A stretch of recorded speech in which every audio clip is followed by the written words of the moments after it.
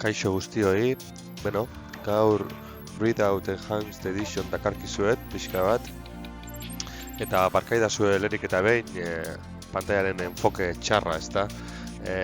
Nire errealitate virtualeko bisoretik askoz ere gehiago ikusten zen, baina tira, behintzat gero lasterketan ikusi beharko guztiak ikusiko dira.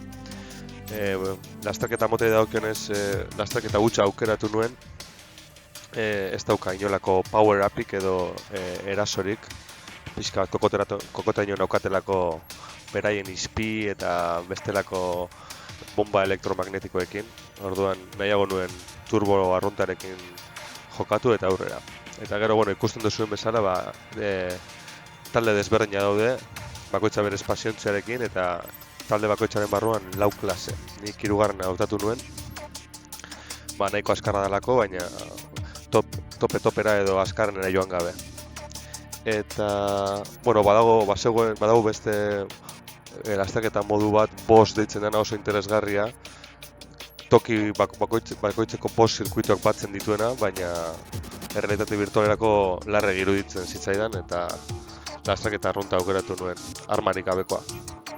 Eta, horixe, guk 3. klasea hartuko dugu, eta Neptuno aukeratu dut, gaur egun nire gogokoena delako, baina nahiko berezia da, espazioan gertatzen delako eta beraz jauzietan ez dago inolako gravitaterik. Horrek egaz egitearen esperientzia antzeko bat ematen du, ezta. Eta bueno, hemen hau da lasterketaren hasierako aurkezpena, parkatu hor nire buruaren mugimenduak, baina tira, ikusten duzuen bezala, eduki jaitxigarri honentzako, DLC honentzako, bi abesti sortu zituzten eta bi dira estilo honetakoak, hau eta bestea. Holako orkestra ukitua daukate, izaera epikoa, ezta? Da jende askok DLC orokorren bezala, jente askok korrotu du, jokoarekin konparatuz orokorrean nahiko desberdina dalako, baina beste batzuk gogoko dugu, ezta? Berezia dalako eta odola izosten dizulako, eta aurrera begira jartzen zaitulako, ezta, alik eta hoberen egiten saiatu araziz. Hemen ikusten duzuen bezala bereizmena nahiko eskasa da, sentitzen dut, baina beti izan da horrela neure kasuan, aurreko ordenagailuarekin ere honela ikusten zen, nahiz eta nik bereizmen proportzio asko altxatu, behar badan neure bisorengatik da, bisore sumeak dauzkadalako. Eta beno, ikusten duzu bezala espazioentzaren kabinak ere batzutan izorratzen zaitu, ezta, ikusteko, baina tira, errealismoa dela esango dugu, ezta, marra beltz hori.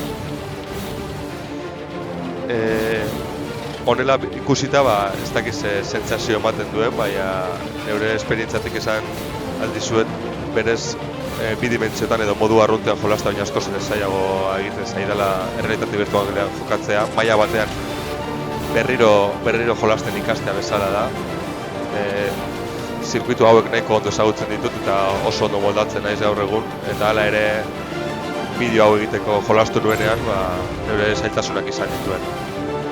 Ikusten duzuen bezala gustatzen zaidana da lehenengo alik eta bide normalena jarraitu eta hurrengo biretan gehiago arriskatzen naiz espazioan zehar. Eta hori gravitatea profitatzen dut bide laburragoak harrapatzeko. Orain geratzen den azkeneko biran, alegin handienak egingo ditut eta arrisko handienak. Hartu kontutan bidetik irtenez gero, espaziontza suntzitzen dela eta 5 segundu edo gehiago galtzen direla, ezta. Eta bueno, esango nuke errealitate virtualen jolasteak badauzkala maila batean abantaila batzu, baina orokorrean zailagoa egiten zait, ezta. Daukana ona niretzat da, looping batean goazenean, adibidez gorantza goazenean, aukera hori daukazu gora begiratzeko eta pixka bat aurre hartzeko datorrenari, ezta. Baina bestalde eskerra eta eskumera begiratzerakoan, zailtasun gehiago gehitzen ditu. Batzutan zure espazioentzaren referentzia galtzen duzula.